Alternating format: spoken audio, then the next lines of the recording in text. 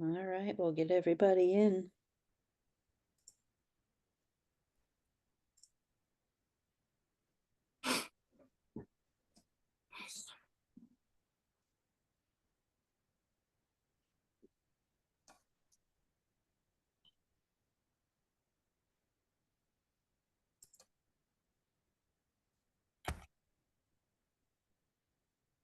Good morning, everybody. We're going to get started in just a minute here.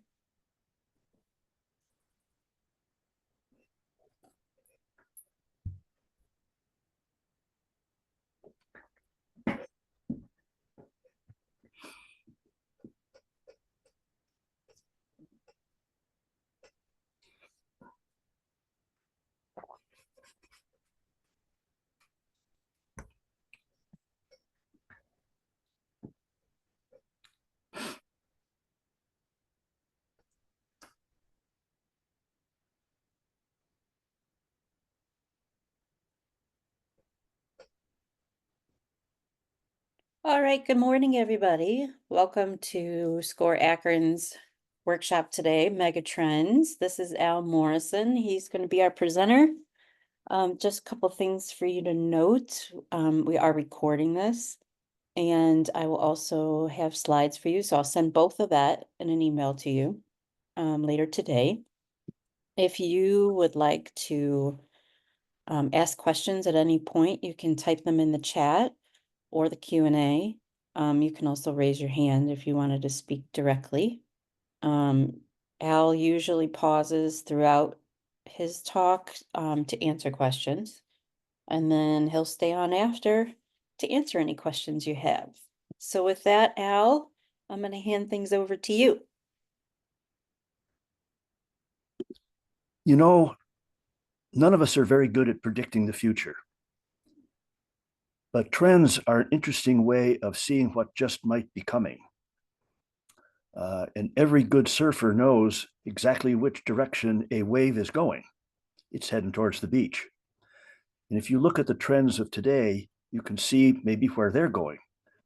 And that would be helpful to you in planning the future of your life or your business or whatever it is you might be planning to see that trend coming. So good morning. Good morning. Good morning. I'm Al, and welcome to Megatrends. If you've been to one of our webinars before, welcome back. If not, here we are. As Laura said, we'd be happy to answer questions as we go. And here we are. So Laura said we're part of SCORE. SCORE is a national organization. It's a resource partner of the SBA. And this is the beginning of my commercial. We have about 10,000 volunteers in over 200 chapters across the country. Our counselors are experienced people. They're here to help you. And what we do is we do mentoring one-on-one, which is confidential and free, and we education, which are webinars, which is you're part of today. And the mission of SCORE is to help small businesses. And we do it through mentoring and education. And our vision is that every person, every business has the support they need to thrive as a small business owner or a startup business or a growing business or whatever you are, between the time the idea is a twinkle in your eye until the time that you're so successful you don't need us anymore. So we'll help you anywhere in that spectrum. And with that, that's the end of the commercial. John F. Kennedy said, conformity is the jailer of freedom and this enemy of success. And what that means to me is that if we're all doing it the same way, how can anybody be successful? So the way we'd be different, one of the ways we'd be different is to look at what the trends are and ride that wave. Again, any good surfer looks out to see what waves are coming and then rides them onto the beach. That's how you surf successfully. So if you said, let's look at some of the major trends going on today, maybe I can ride that wave and I can be very, very, very successful. One of the great entertainers of all time, Dick Clark with American Bandstand, he says, I don't set the trends. I just find them what they are, and then I exploit them. And he was very good at that. He would find budding young artists and he would just exploit them and help them be successful. So what are some of the major trends? I don't have them all. There's others out there. I just picked a couple as examples of what a trend means and what that might mean to you. So with that thought in mind, our mission is to make you think. So as we go through the trends, ask yourself, so what? What does that trend mean to me? And why is that important? Is it important at all? So ask yourself, so what? Why is this trend important?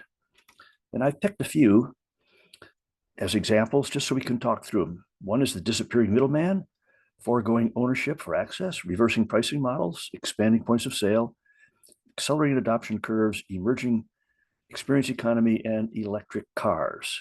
There's clearly others, but those are the ones that we're going to talk about this morning.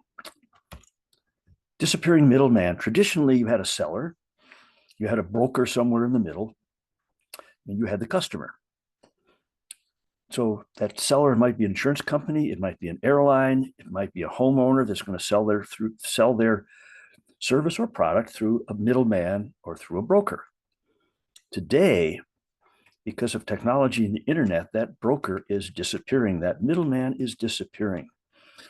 Probably the most vivid example in my mind on the far right is travel agents. We used to have to call a travel agent to book an airline and a hotel and a car. They were the middle person between us. Today, we can do all of those on a website.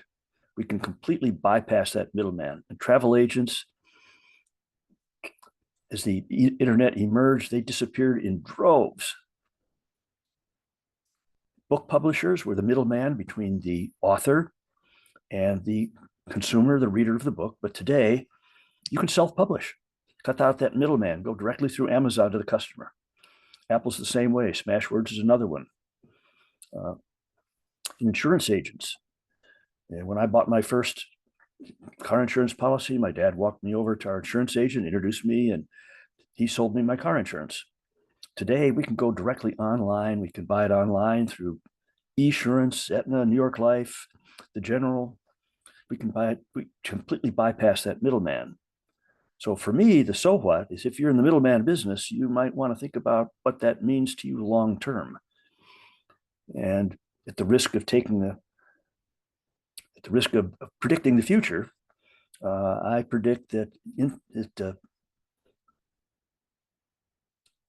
real estate agents are going to be a thing of the past. I'm not sure whether it's 5 years, 10 years, 2 years, but we're 80% of the way there with all of the online viewing applications to see what homes are available, Zillow being one of the examples. So if you're in the middleman business, you want to think about what that means to you long term.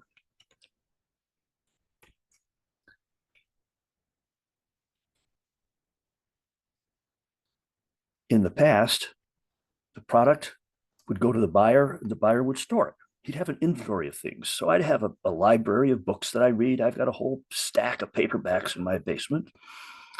I've had a movie library, some on disc, some on VCR tapes, and have a music collection. Back in the day, it was 45 RPM records, then 33 and third RPM, then 8 tracks, then cassettes. And today, not so much. Photo albums I'd buy my car, I'd buy my house. But today, the move is away from people owning anything. They just have access to it. So what that looks like is there's some kind of a platform that allows me to be the user and use that product but never own it. Uber, Lyft are classic examples. I don't have to have a car. I can just have access to it. Netflix, iTunes, just access, not ownership. And today, nobody talks about buying a car. They talk about how many dollars it is to lease it for 3 months, 36 months, or whatever. So the car dealers are never talk about buying a car in their advertising. It's all about leasing it. Just have access to it. I'm sure you can think of other things where you just need access. And I was giving this presentation to a small group of folks, and a gentleman in the front row said, "You're right." He said, "Al, I don't own anything." I said, "Wait a minute. You don't own a TV?" "Nope." He says, "I rent it. I lease it." "How about your furniture?" I said, "Rent that stuff too." I said, "Why?" He said, "Why should I own it? I don't want to own anything. Gives me more flexibility." And that's a major trend. So if you're in the ownership business, you might want to think about what that means to you in your business. Pricing models are reversing. Think about long distance calls. Some of you that are older may remember that you call the operator and the operator will place that long distance call for you and then call you back when they had a line available. Today, unlimited calling, and it's free. Overseas calls, because I remember we'd call my grandmother over in Europe, and boy, we'd have a stopwatch going and only got 20 seconds to talk to Granny over in Europe because it was so expensive. Back in the day, the three networks, television was free. Today, cable streaming, very expensive. Mass mailings were done through the post office, still are in many cases, but now we can do email marketing, and again, it doesn't cost anything. So we're moving that pricing model. It's reversing from what used to be expensive to cheap and what used to be cheap to expensive. So where are you on that? What's happening to the business you're in? What is going to happen to that in the future? What do you see? What trends coming your direction?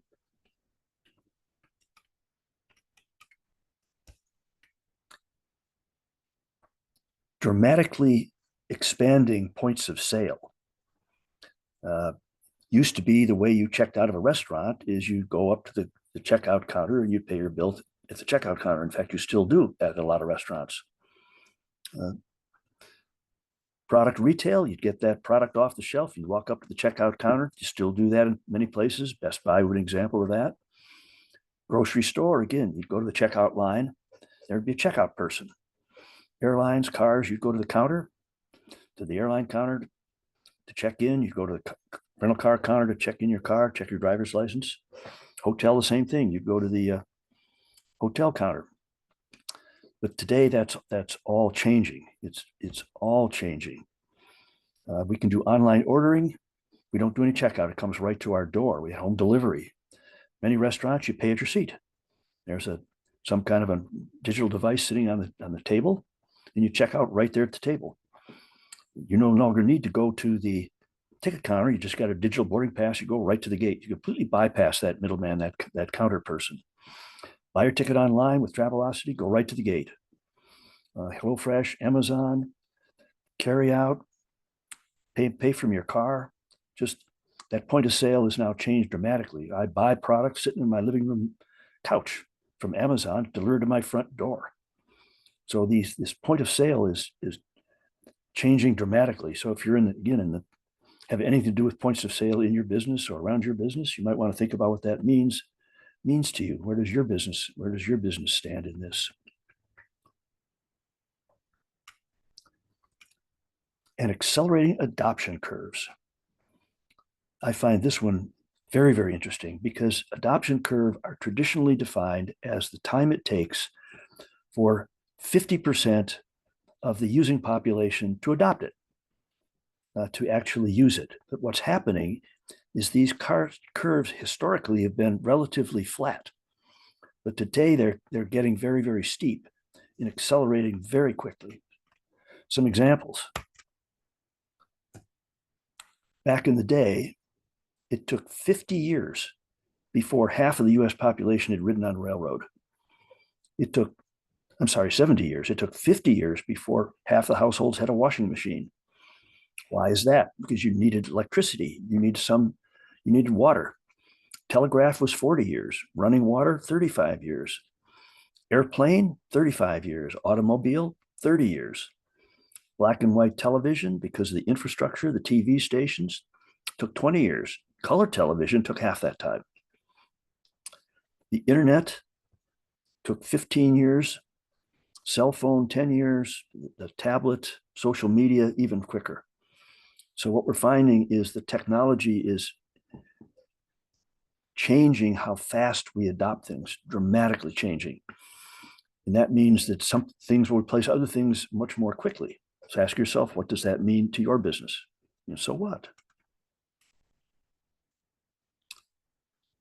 The emerging economy, some of the thinkers are saying, let's look back in time. Back in time, in the US in particular, other places around the world, we were agricultural. Most of the population lived on the farm. we migrate slowly to an industrial population, and China has just recently done that, where everybody moves to the city to be industrial. Today, we don't have much industry in the US. We've moved to a service economy, banking, finance, and so forth. So you ask yourself, what's next? What's coming next? Look at it from a different direction. Back in the day, we saw price as being the indicator of value. But that moves to where price is pretty standard. It becomes utility. How easy is it for me to use? So you think about Amazon, they have bring it right to your door. So that makes utility the ultimate in convenience. Again, what's coming next? And some of the thinkers believe that the next economy is going to be experience based, that all of these other things are going to be just a basic requirement. You got to have price, you got to have utility, you got to have convenience. And people will compete no longer on those, but on price, or on experience.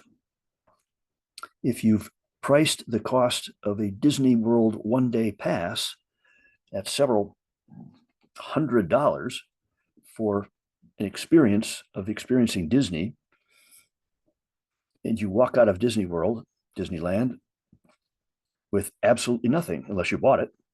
If you want mouse ears, you pay for it. So the entry ticket gets you the experience. A one-day lift ticket during the week in Vail, Colorado.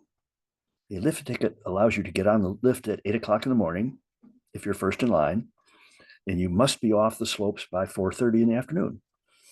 And the experience you take with you is a ski day in the sun, in the snow, in the powder, or whatever the weather might be. And it's $300 for a couple hour experience. And people pay for that. And maybe you walk away with a broken arm or broken leg, but that you don't have to pay for that. That's free.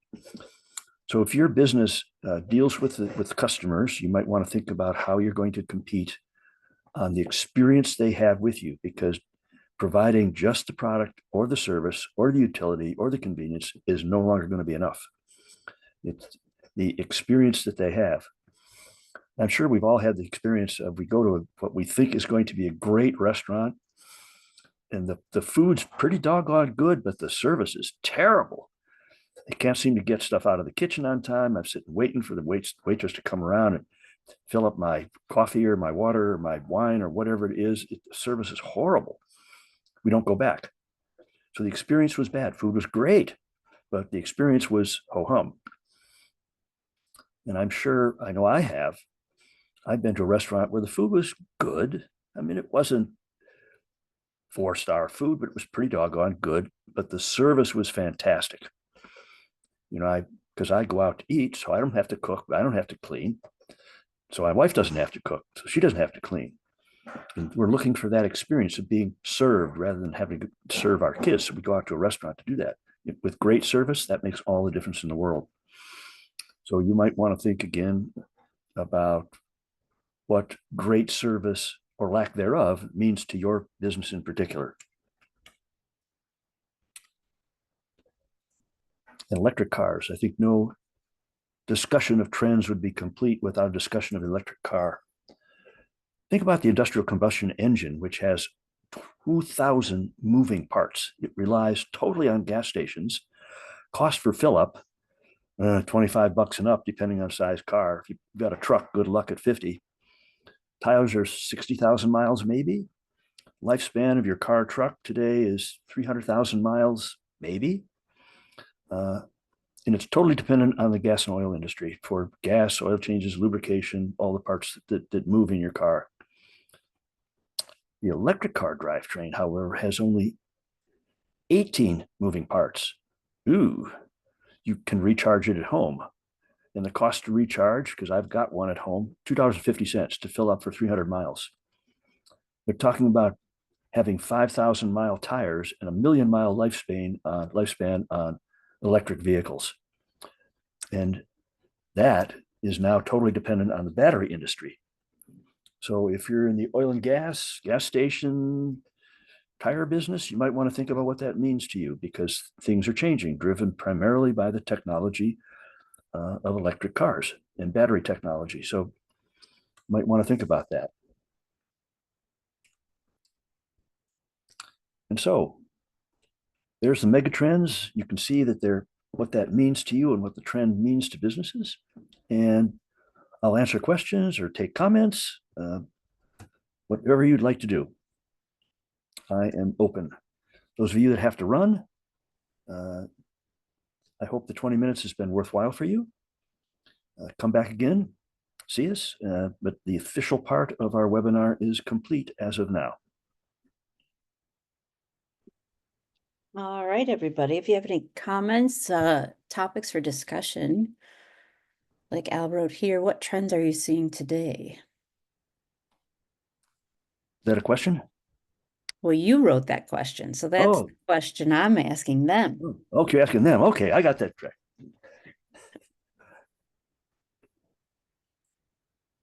This is always an interesting topic to me. What are you seeing that's changed around you in your personal or business life because of COVID? What has changed? What is different that probably will never come back again? Anybody want to take a shot at that?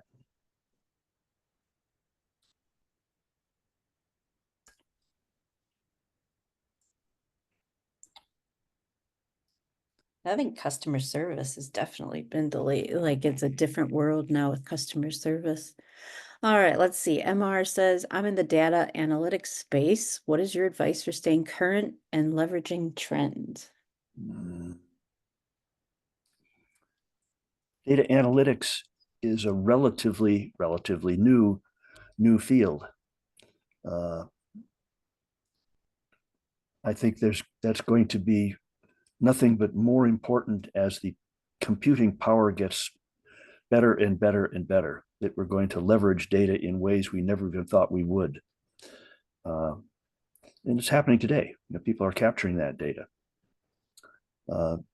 Someone said, how about AI in service industries? I think AI is going to be, it's not there yet, but I think it's going to dramatically change the way we think about a lot of things. It's going to be able to do a lot of things for us that we historically have had to do for ourselves or we'd have to pay to get done.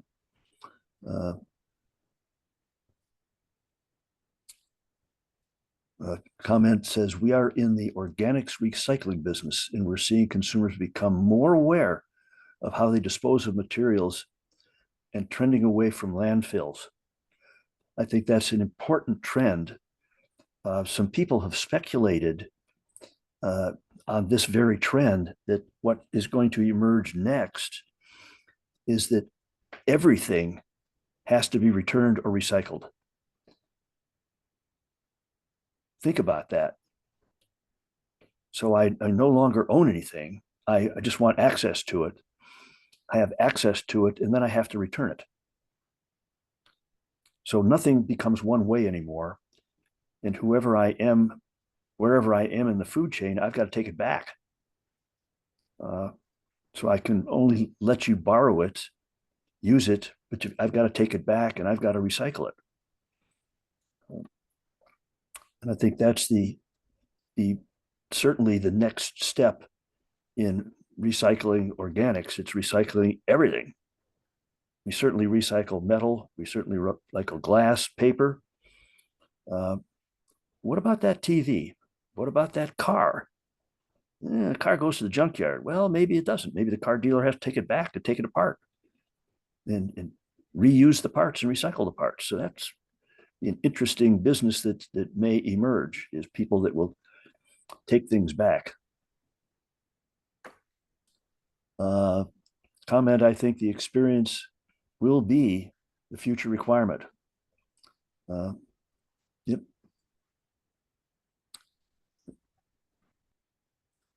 What the influence of culture will be, the same experience for different cultures will have a different impact. I think that's true. Experience is a very cultural thing.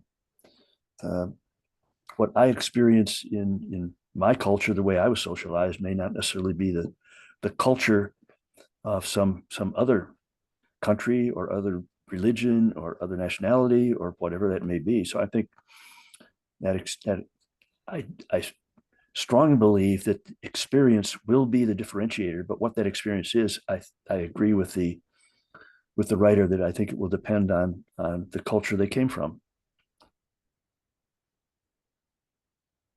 All right, let's see. What are some actionable steps we can implement to take advantage of these trends? I think the first actionable step is be aware of the trends, particularly the ones that we haven't talked about here. What are trends that you're seeing? And then, is there a business opportunity there? Is there personal opportunity there? And what does that mean to me? So an example is home ownership. People are moving away from home ownership. There is and I forget the name of the builder in the Midwest, who's building 1,000 home development. And none of the homes are going to be sold. They're all going to be rented or leased. They put a retirement community just 4 miles from my house. And that retirement community, again, is built up of single family dwellings, and they're all leased. You can't buy one, you can only lease it. So if I'm in the home buying business, you want to think about what that means. If you're in the home leasing business, that could be where you go. If you're thinking of new construction is of anything, is that something that you're going to be able to sell, or is it going to have to be leased? And is it going to have to be returned? So that's how I would want to think about that, how you take advantage of it.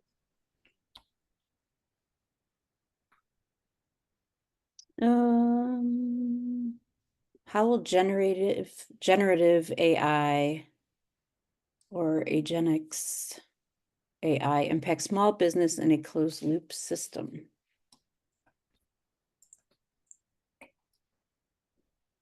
I think any AI, because its ability to scan the entire internet, as opposed to some of the search engines that only search certain areas of it, is going to expand our ability to see knowledge, see that base, see the breadth of what question I'm asking and the potential answers. So I think that's going to dramatically expand our ability to compete, understand the world as we live in, and get answers to our questions that are much broader answers than we're used to getting.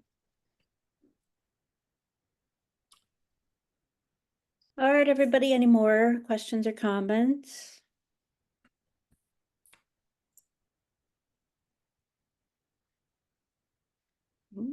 Are there any websites, publications, podcasts, etc., that you could suggest?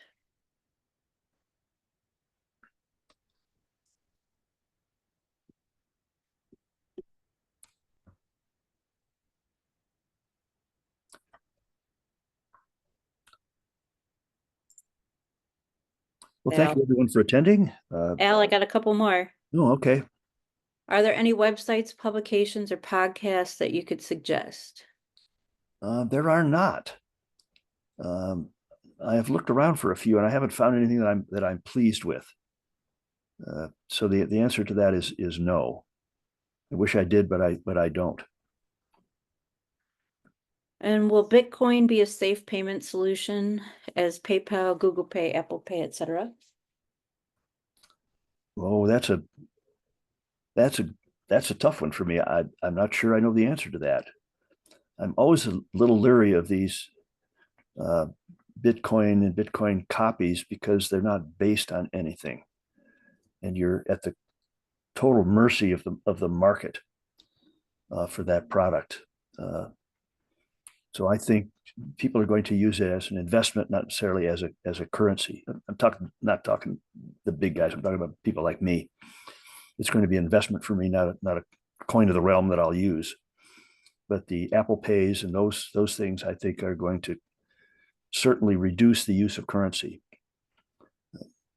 And I think that's going to just make the flow of money go much faster. As everything in our economy is happening, it happens much faster. So it's going to come from your bank account to the retailer, the person that you're selling or buying from, bam, in seconds rather than maybe days or hours if it goes through a credit card. So the money's going to move faster. All right, anybody else? So here we go. What is the trend of Gen Zers versus our senior employees in small business? Ooh, read that one again to me, please. What is the trend of Gen Zs versus our senior employees in small business?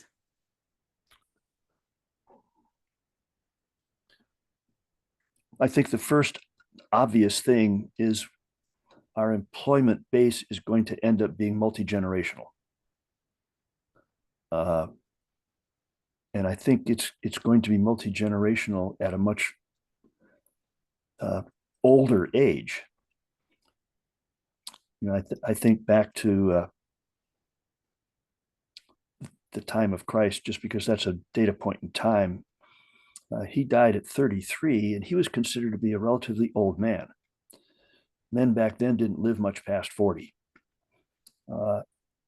Two of my grandfathers never lived past 50, and my only surviving grandmother died at 62. My parents lived both to 90. And the people that study this, the life insurance people, say that children born after the year 2000, half of the children born after the year 2000 will live to be 100. So when you think about what that means to the workforce and to things like Social Security and retirement and so forth, when you've got people living to 100 that are still viable, hardworking, mentally sharp, well into their 80s and 90s, I think that's going to expand our workforce. Right now, we've got a worker shortage, but I think the long-term impact is going to be a much more robust workforce. And the challenge for employers is to manage that multi-generational workforce. I mean, if you have grandmothers and grands and then sons and daughters in the workforce, that's 3 generations. That's understanding the difference in the way they think about work, why they work, how they work. It will be a challenge for employers with whatever the generations are.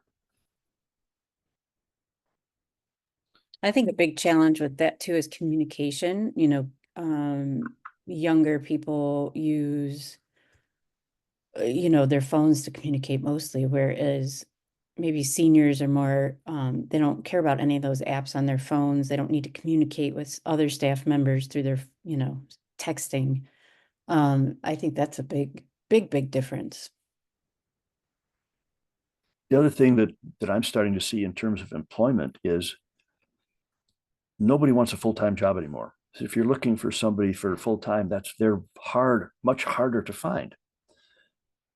And it isn't that people don't want to work, because I've met people that they're working 3, 4 part-time jobs, working 50, 60 hours a week on those 3 or 4 part-time jobs. And what they say is, I'm never, ever going to be dependent on one employer again. I'm never going to work full-time for only one. Oops. It's not going to happen. I'm always going to have 2 or 3 that I can work. And if one goes away, I'm not out on the street like I was back during COVID.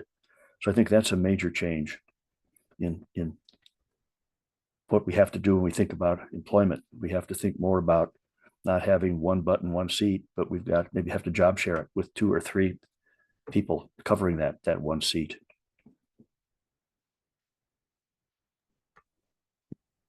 All right, everybody. Thank you for joining us. I hope you found it informative. I will be sending you the slides and the video later today. I think that's it, Al. Okay. Thank you all for attending. Score.org. You can find other webinars. We're easy to find. Everyone have a great day. Talk soon. Bye. Thank you.